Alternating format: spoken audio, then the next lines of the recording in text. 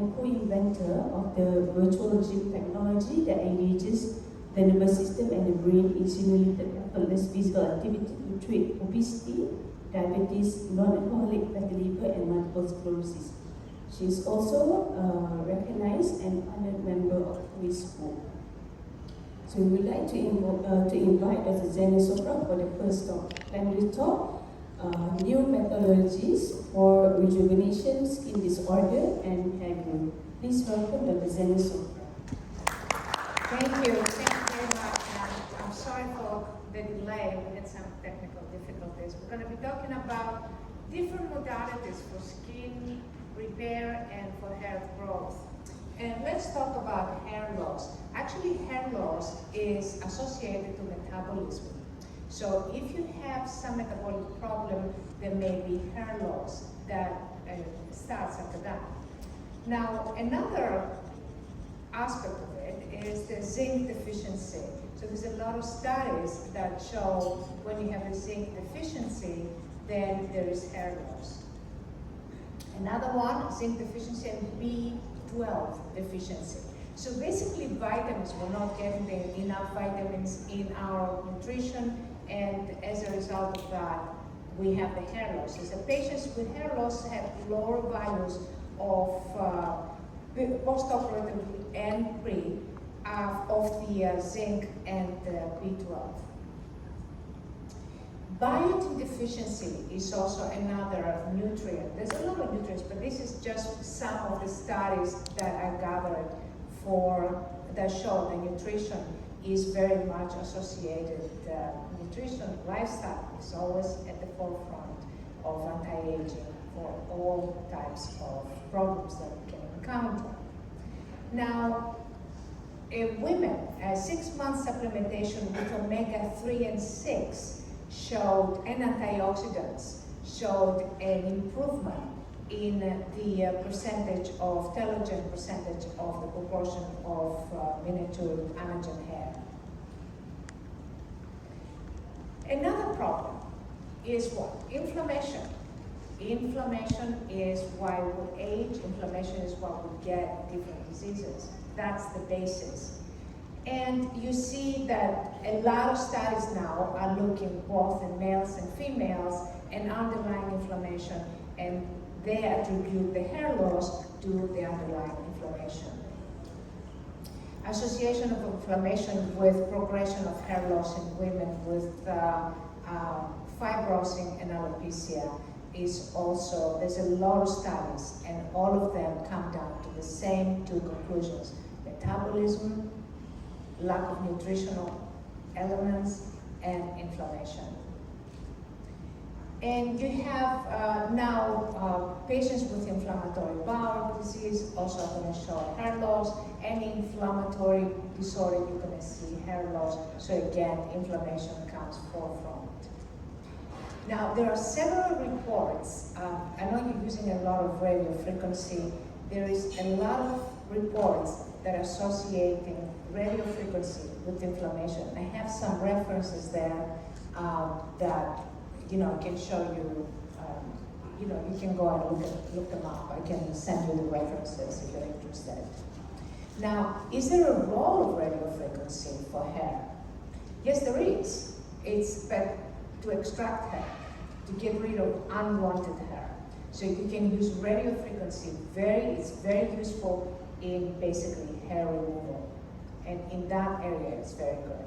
However, I will cite some studies on radio frequency that they claim that they increased hair loss, and here is one of them. And you can see, can I have the pointer, please? Thanks. And you can see before and after. This is the before over here, and this is the after. Honestly, I don't see very much difference, but if you can see, and this is the before and the after, they do claim to have some difference there. I can see it. But, now, there is also fractional radio frequency, and they combine that with topical minoxidil and 5%. And one side had only the minoxidil, and and the other side had radio frequency and magnetic field. Well, the results did not seem to be that much different. So with only the microsteel, they had 44.12 plus or minus 21. Now that's very important, because if you add that, you almost get to 66 or 73. And after that, they had 73 minus 25.45. So basically, there was some minimal, but not really significant. And when they combined the two, it was a little higher, basically. So, but not that much difference. Now, there is a lot of research on radio frequency and cancer. So that's another thing that you might want to consider. There is a lot of studies with exposure to radio frequency and cancer and human cancer. Now, there is a lot of studies with laser, especially the low-level laser, and a lot of them are done with animal models, but there is a review and it claims that there is a difference with low-level laser. However, none of the studies shows statistical significance. So they show, like clinical examples, but there is no statistical significance, and a lot of it is animal models. Stem cells. Stem cells are very useful for hair growth, actually, but it depends what stem cells you use. If you use adipose tissue stem cells, these are associated with cancers. Why? Because adipose tissue stem cells might not differentiate for hair, so they just sit there and they create tumors. You have to have the appropriate stem cells for the hair in order to kind of grow hair. Not any stem cell will do it. So that is a very important point to remember. But stem cells do work. And we conducted a clinical study with new technology from London University. And we had 3 or 4 treatments, and the results are after 1 month or after 3 months. I'll tell you, this is just different books where we based the science. And this is some articles, published articles, more published articles. Now, what is this technology based on? It's based on signals that must be delivered below thermal range. So it's really subelectrical. Okay, it's electrical, but obviously you plug it in. But it's not really electricity. It's not microcurrent. It's not nanocurrent. It's much below that. And there is a book published in 2008, and it shows that with those energies, the ion channels of the cells open up, which is very useful to be used for stem cells, because that's the problem with stem cells. They can get the ion channels blocked. And what it uses resonance. Now, this is what I want to show you. So this is a conformation of a protein. You see, this is there, and this is here, and this is there, and this is here. So there is a response. When you do resonance, you can resonate, and you can see an actual response under the microscope of a protein that is involved. And this is basically the microscope that needs to be used to actually observe these things, because they're extremely tiny. This is a very interesting video. Do you see how the cells communicate? They seem to communicate like from the distance, as if they're psychic cells. They call them psychic cells. So there's no connection. I can play the video again so you can see it later on. What is resonance? Is basically, do you see, is an amplification of a signal. So through different waveforms, you have an amplification of a signal that increases. And how do you do these waveforms? This is a cluster of different waveforms. You put them together and they cluster around. There's different waves, like thousands and thousands of waveforms, and they are combined into this signal. That signal has an effect on proteins. It has an effect on cellular communications. And then you know, okay, I'm going to use this signal to repair the signals inside the body. This is what this technology is about. And this is how the signals are combined. You see, this is just 4 out of thousands and thousands of waveforms. They are put together, and you see how different they are to create a particular signal. This is just 4 out of 10,000, basically.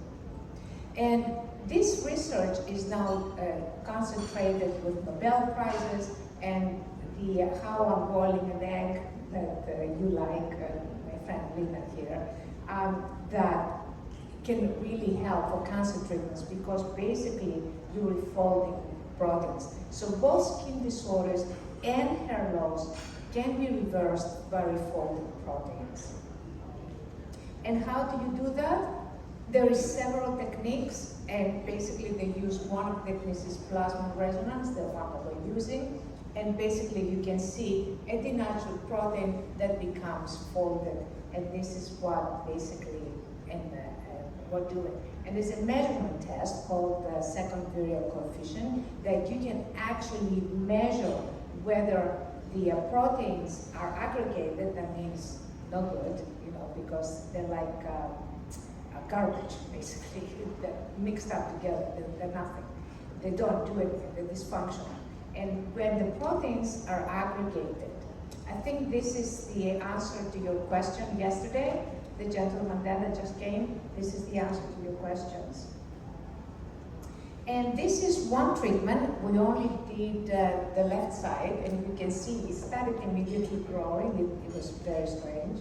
And this is the first treatment, left side. Second treatment increased quite a bit. This is the third treatment, and this is the fourth treatment. And you can see he even grew hair on the crown, which is quite difficult. This is an older, before this newer version. This is after 3 months. The one that I showed you previously, that one is 1 month. This one is after 3 months. This is again after 3 months. After 3 months, and also after 3 months. So now let's talk about skin. Same problem, inflammation. Inflammation underlines hair loss, and it underlines skin problems, and underlines our aging as well. So inflammation is equal to aging, is equal to infections, is equal to disease. That is the key component. You reduce inflammation, you have a healthier body. Now, what is the reason for keloids? Why is it that the body produces too much collagen? You need to ask why that happens. Why? Because they're broken signaling pathways. The orders are not proper. So basically the body starts overproducing collagen. You have this huge, not huge, but quite pronounced keloid scar that is very unattractive. This is the result of dysregulated pathways, and it's also the result of the timing of the cells, the clocks of the cells. We're going to talk about that in a minute. So there has been some laser efficiency with wound keloids and hypertrophic scars. However, only 22 or 36% show a clear reduction. And some of them, they show a slight reduction, and some of them show no difference whatsoever. And the problem with lasers and other technologies is that keloids reoccur. So there's about 21 to 35% of keloids that reoccur, and the results are 34 to 24%, basically not that great. Now there is other research with ionic currents. This has produced some results. As you can see, there is a diminishing of the skin wound here and some healing. And these guys, Wardell and his colleagues, have a nanocurrent mechanism that they have treated diabetic wounds very successfully. And this is actually the histology, and you can see in the histology quite significant difference. And that's with nanocurrent. And what they're saying is that this stream of electrons that they infuse into the body, into the skin, they basically act as a mega antioxidant, because what electrons, and basically they go to the free radical that is missing some electrons, they replenish it, and the free radical has a time reversal process, which is very interesting, and becomes a stable molecule.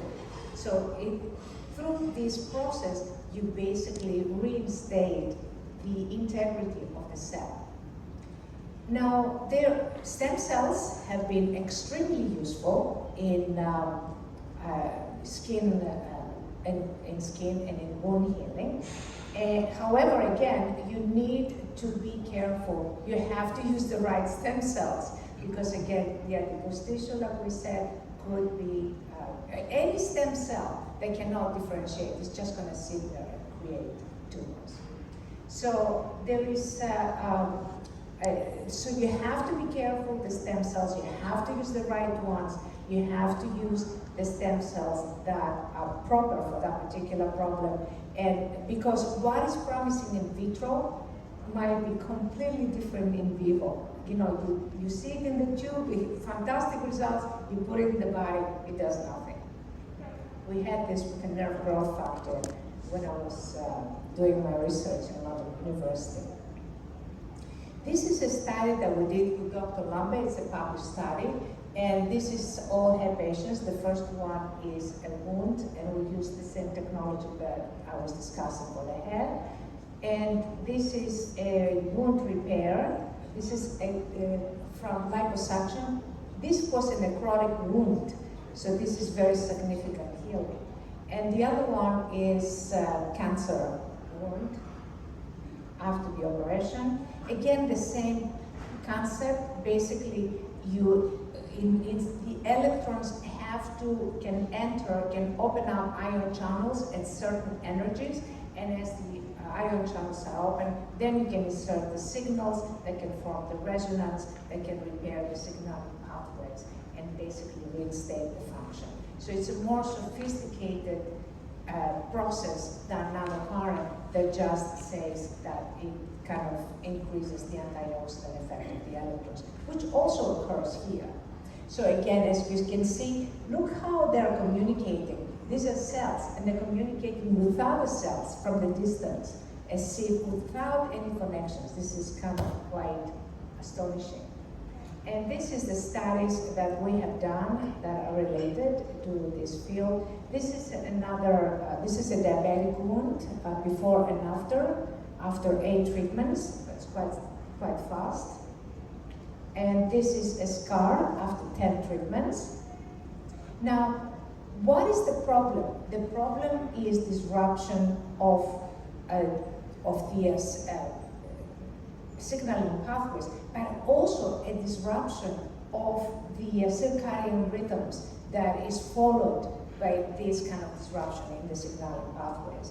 And this is the Nobel Prize 2017, that they looked at different timing of the different kind of proteins, and how if they can put a brake on these proteins, they can avoid a progression into cancer. Now, the same signal that can be emitted at different times can have a different result. That's a very, very important. So timing is extremely a very important aspect. So every single cell in our body is controlled by its own circadian clock. It helps every cell to know when to rest, when to repair DNA, when to replicate its DNA, and so forth and so forth. Now, these are some rejuvenation studies that I've done with a more recent technology. This is after 20 minutes. Actually, if you see it on my phone and you see the large version, it's quite significant, the difference. This is her neck after 20 minutes. It's like totally different. You can see that there, actually. If you enlarge it, you can see the neck on there. And this is like the bigger shot of the neck. And this is again the before and after 20 minutes. This is a Bell's palsy patient after 3 treatments. That's the before, and this is the after. After 3 treatments, completely different. The Bell's palsy was completely repaired. It's a very long-lasting effect. So you see here somebody in 2017 and the same person in 2022. And this is another patient, as you can see the pigmentation in 2019 and 2023. She looks much younger today than she looked a few years back. And for that, I would like to conclude my lecture and thank you very much. Any questions? Any questions? Yeah. Back to the one that you mentioned, that every cell in our body has its own circadian clock. And also you touched on if we disturb this circadian rhythm, it will affect the signaling pathway in the cells. Can you elaborate a bit deeper on that, please? Yeah, I mean, imagine, let's make a very simple example of traffic, right? And in traffic, you have cars, you have the red light, green light, the orange light, whatever, right? Now, you can have 2 things. The green and the red light have a timer, okay? So, if that timer starts going crazy, right, this entire traffic is gonna go crazy. It's gonna be interrupted. Now, if you have, say, a block of the road, like a car stuck in the middle of the road, right, that is a disruption of the signal pathway, then the same thing is going to happen. How many, so we have you're going to carry a heart from the lab to the hospital, and you're stuck in this traffic that is not, because it's blocked, the signal pathway is blocked, and the timer of the green light is not working properly. Okay, so what's going to happen to the patient in the hospital? The patient in the hospital will die because the heart is not going to get in time. So it's the same thing when you have a viral infection and the antibodies cannot go through the blood because there is a blockage, not just in the blood, but inside the cells that they have to kind of control the virus or a cancer situation. The cancer will spread much faster.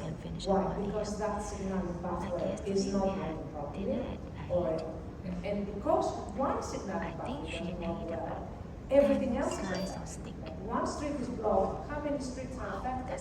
Because you have to do a tour, you go this way, and it's all affected. So this is basically an example of how our body, now of course, traffic is extremely simple when you compare it to the complexity of the body that is very complex. That's how she is. Any other questions? If the floor has no questions, may I ask Dr. Sofra a few questions myself? Please, yes. Dr. Sofra, thank you for that most insightful lecture on the plenary talk. It was very amazing to look at the before and after pictures, and we know now what is the secret of your beauty. Okay, can you please share with us how actually you modulate the signaling process of the cells? You showed the treatment and its very significant impact on your patients. How does the device actually look like, or how do you modify the cellular signaling? Okay, so this is a research that we started they started in London University in 1994 and I joined in 2000. And the concept was based that if we want to communicate with the cell, we need to speak at the same volume, which has to be extremely, extremely minuscule, okay? For the longest time we did not have the technology. But basically what you want to do is, it's a device that we have kind of upgraded over many times, many years. And the way you create the device is you create these waveforms the way I showed, you put them all together.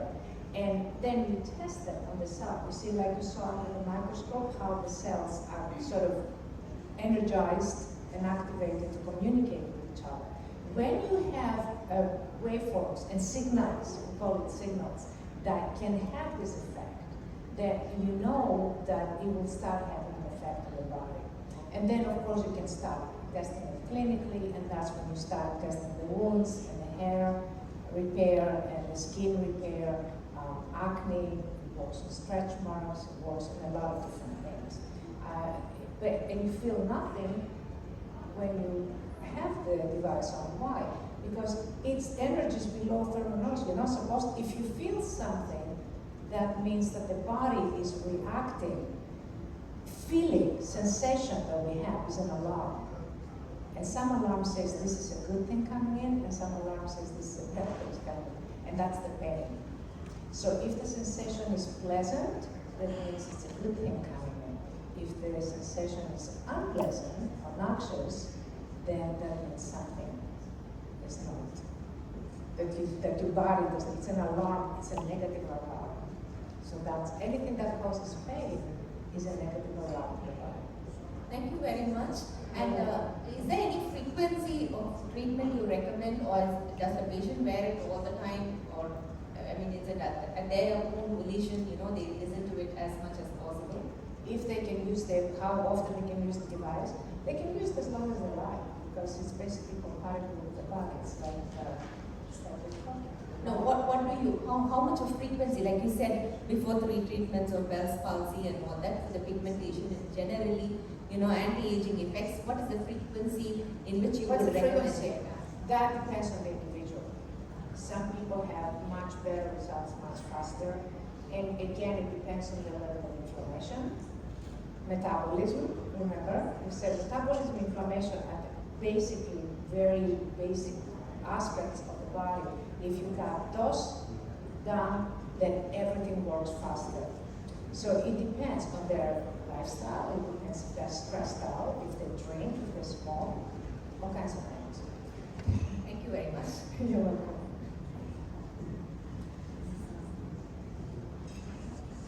Thank you, Dr. Sofra. I'd like to invite Dr. Bingo to present a token of appreciation for Dr. Sofra. Dr. Sofra?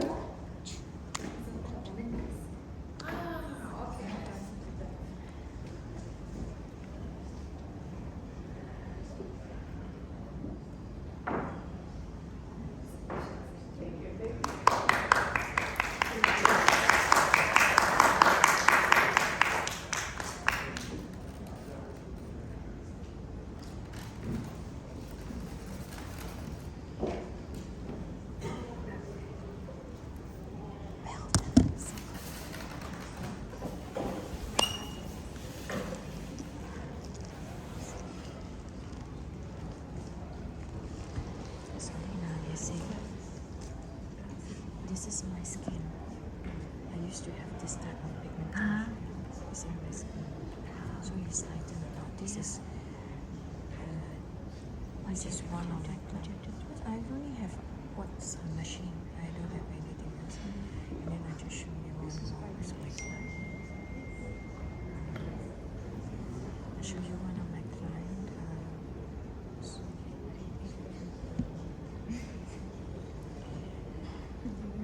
Just after full treatment, but of course with this is what before, and then now it's still there, but it has lightened a lot. See how from here, and just like that, and then drink water, vitamin C, antioxidant. We have to teach from inside out, and together with the treatment and good hydration in the skin. So these are all of my plans, but with education, everything is with education.